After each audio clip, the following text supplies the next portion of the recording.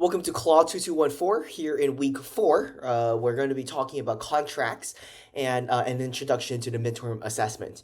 So, contracts is a major part of business relationships. It is a major part of that underpins all business relationships and all business transactions. And it is a huge subject. It is a lot that goes into contracts, from the legality to the terms to the enforceability. So there's a lot to talk about in this section. So the course actually broke contracts down into part 1 and part 2. So here in week 4, we're going to be talking about contracts and contract law part 1. So this is March 13th, I think, and March 20th we talk about part 2 for contract and contract law. So let me minimize my camera, and then we will get into. So this is an overview. So we have talked about the Austrian legal system, sources of laws, business structures, and relationship. Here and today, we're going to be talking about contract and contract law. So this is what we are going to be talking about today. And later, next week, we're going to be going into contracts and contract law part 2. These are notes. We're going to go through the lectures, but before we go into the lecture slides, I'm going to quickly go over the midterm assessment. So the midterm assessment is due April 3rd. Okay, it is April 3rd, and then the groups have to be formed by April 3rd. It is due April 28th. So it is 1 month from 5 weeks from today. If today's week 4, it is 5 weeks from today. It is a group assignment worth 30%. We're supposed to write 1,500 words, excluding citations, 1,500 words. We choose one of the following cases. So either this case or this case. So this case here or this case here. You can look at the links there for the specifics. And then we are supposed to do step 2 here, which is a guided analysis and essay into the topic. So you can pause the video and you can look at that yourself. But without further ado, into the topic of the midterm, which I will go into more depth future when it's closer to date. Let's go into contracts and contract law. Hope that is still recording. That is still recording. So contract and contract law. Here we're going to be talking about concepts in contract law, and provides the mechanism for which parties to define arrangements and can regulate the transactions and relationships. So it is a basis for a lot of legal proceedings, and it's a basis for a lot of what the future classes would entail. So nature of role of contract. Contracts are legally binding agreements. What are contracts? Contracts are legally binding agreements. Legally binding means you could use the resources of the government to enforce the enforceability of a contract if the contract holds certain criteria. So contract, a legally binding agreement between two or more parties. So two or more parties, you must have two or more parties, where one party makes a legal promise to the other party. So these are legally binding. What does that mean? That means content of the contract, the rights and obligations therein, can be enforced by the court. Okay, the court could ask some parties to pay damages, could ask some parties to pay punitive fines, to perform certain acts, or to stop performing certain acts. Contract law underpins our society. So contract law has been around since the very first free trade made in human society. Market economy relies on contracts to operate. Every market transaction involves a contract. So even if you purchase coffee from 7-Eleven, you are entering into a contract. A combination of common law and statutes. Also, here we see the importance of common law, the importance of contracts, and how it underpins modern commerce.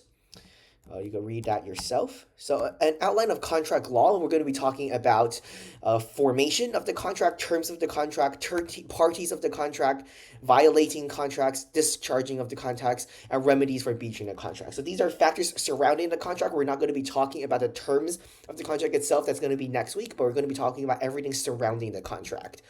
First of all, contract formation. There are certain elements required to form a valid contract. First of all, agreements between parties. This is, once again, contracts are a legally enforceable agreement, so there has to be agreement and consensus between an offeree and an acceptance. So an offerer and an acceptor of the contract, there has to be consideration. So something has to be given. You can't just be saying, oh, some person is going to do something, but the other person is not going to do anything. Both parties have to do something. So something is given in exchange for contractual promise. This is a consideration. It can't be one-sided. It has to be both-sided. Like the rental agreement is I give my landlord money, and in exchange, my landlord gives me a place to stay. So that's consideration. And intention to create a legal relationship. So both parties, when they enter into a valid contract, they have to have the intention for the relationship to be a legal relationship. The presence of the first two elements usually is implied that a presence of legal relationship exists. Then we have capacity to contract. They can't be minors. They can't be intoxicated. They can't be mentally ill, for example. They have to know and enter freely into contractual agreements. Lastly, there are formation requirements, such as, for example, when you sell a house, there are certain formalities that have to be established in order for the sale to be valid. Offer and acceptance. What is an offer? An offer is a statement of terms on which the offerer is willing to be bound. So when the offerer gives a contract to the offeree, the offer is willing to be bound by the terms of the offer. So it is an expression of willingness to contract on certain terms made with the intention that it should be binding as soon as it is accepted by the person to whom it is addressed. So rules for an offer in contract law. So communication is key. You have to be clearly communicate what is being offered. You also have that definite terms. So must be clear in which what is offered, and the offeree must understand what is being proposed. If the offeree does not understand what is being proposed, the offeree could go to the courts and dispute it. So there are certain guardrails that exist to ensure and protect the offerer and offeree, especially communication. Once again, you can't just change the terms of a contract unilaterally. You need to communicate it in order for it to be enforceable. Intention to create legal relationship. So usually this is implied, but offerers must be intended to enter into a legally binding agreement, which can be enforced by the law. By the law, which means by the court, which means as ordered by a court, by a judge, for example.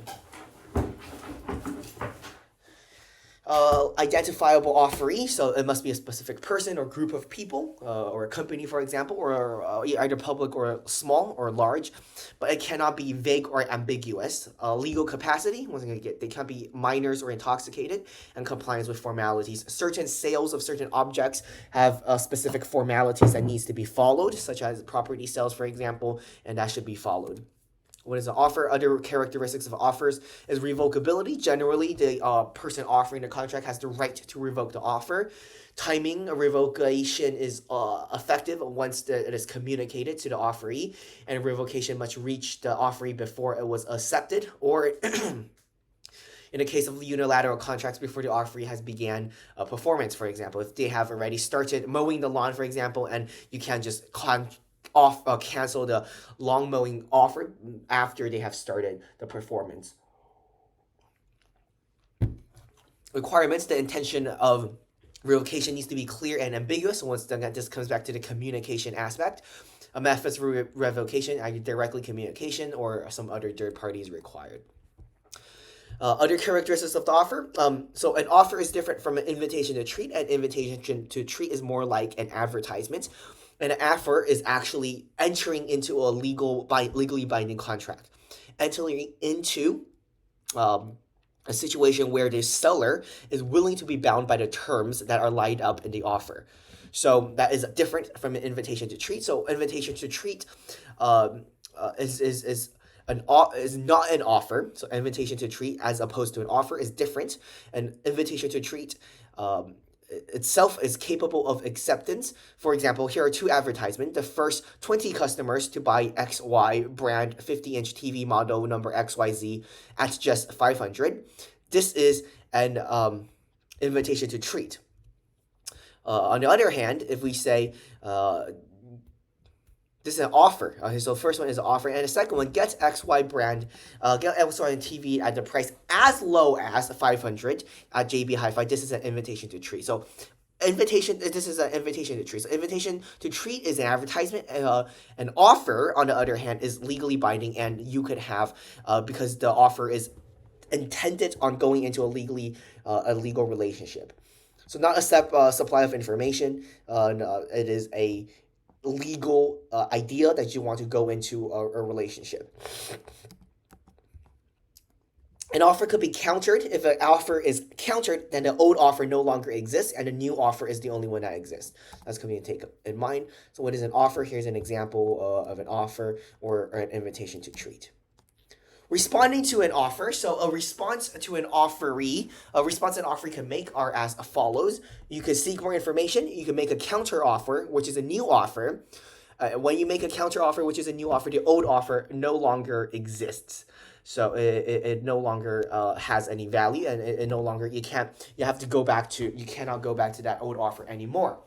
Another option you could do is you could accept the offer, in which case you will be bounded by the terms of the offer. When you are bounded by the terms of the offer and you want to leave the offer, potentially they could seek litigation and punitive damages if you are potentially causing issues for them. Alternatively, you could reject the offer or ignore the offer. So if you ignore the offer, silence is seen as no. Silence is not seen as yes. So you can reject the offer, or you can say nothing. If you say nothing, then the offer just does not is seen as rejected.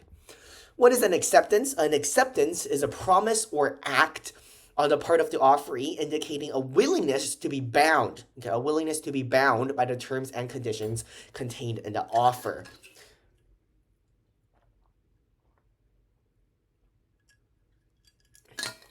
At acceptance, you are saying that this is final. You are not giving any more counter offers. You are accepting to the offer that is given, and then although inquiries and correspondence may exist, there is no formal counter offer, so this does not kill the original offer. They must be accepted. Must be unqualified, not a counter offer that kills the original offer. Must accept an offer exactly without modification. Lastly, communication, once again, must be clear. Must be communication to the offerer.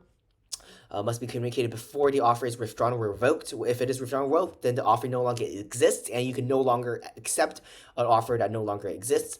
Usually, no acceptance by silence. That is not a thing. Can be accepted by the offeree, not by other people. Can only be accepted by the offeree, and knowledge of the offer. Once again, you are a willing participant entering knowingly with full capacity into a legally binding relationship.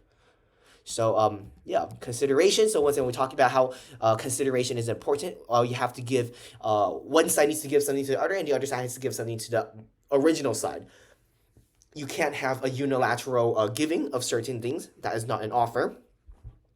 So rules regarding consideration. Consideration is basically the thing that is given, or the item, or the service that is given. So mutuality, both parties must provide something. Sufficiency. Okay, so sufficiency means that they don't have to be equal in value. They just have to have value. Okay, I can't say I'm going to give you all of my inheritance in exchange for a high five. That is not sufficient. Okay. You could say, however, I would give you all of my inheritance if you take care of me at the last years of my life, for example. I'm not saying that would work in a court of law. I'm just saying sufficiency refers to they must have value in the eyes of the law. What is provided from either party must have value in the light of the law. Eye of the law. They do not have to be adequate or at market value or at equal value. They could be nominal. So illusory considerations results in an unenforceable contract, where one party promises a consideration that is insubstantial to no obligation as imposed. You can't say, oh, I'm going to give you $1 for your entire garage worth of stuff. That potentially would not fly because it is considered insubstantial. Cannot be in the past. Once again, considerations cannot be actions in the past. So it is forward looking. So generally cannot be based solely on past actions. Considerations are a promise to do something in the future. For example, is given offer after the request is made. Rationale is because contract terms should be bargained for exchange between the parties, and some exceptions do exist. Not a performance of pre-existing duties. For example, if you currently already have existing duties, having a additional that it would not be working as a consideration because it is your pre-existing duty. So performance of public duty, a good consideration only if the duty goes beyond what is required by the law or is done voluntarily. Lastly, can't be for a payment of debt, or that would not be considered as within an acceptable consideration. Rules regarding considerations, you can pause it and read this case study. Intention to create legal relationship is once again one of the requirements for entering into legally binding contracts. So objectives are usually, could be implied. However, objectives determined based on facts and circumstances with the assistance of the following legal assumptions. parties did intend to create a legally enforceable agreement, and the parties do not intend to create a legally enforceable agreement. So we have to ensure that those entering from the offering and the offerer side both intend for this contract to be legally binding and enforceable by courts. So both presumptions may be rebutted by either side's lawyer when they're trying to get out of a disadvantageous contract. Cases and points, for example, and that is it. I believe that is it for the content for week four's content. Yeah, so it's not hard. It's very interesting. Look through the slides again, and then yeah. So thank you. Take care. Goodbye.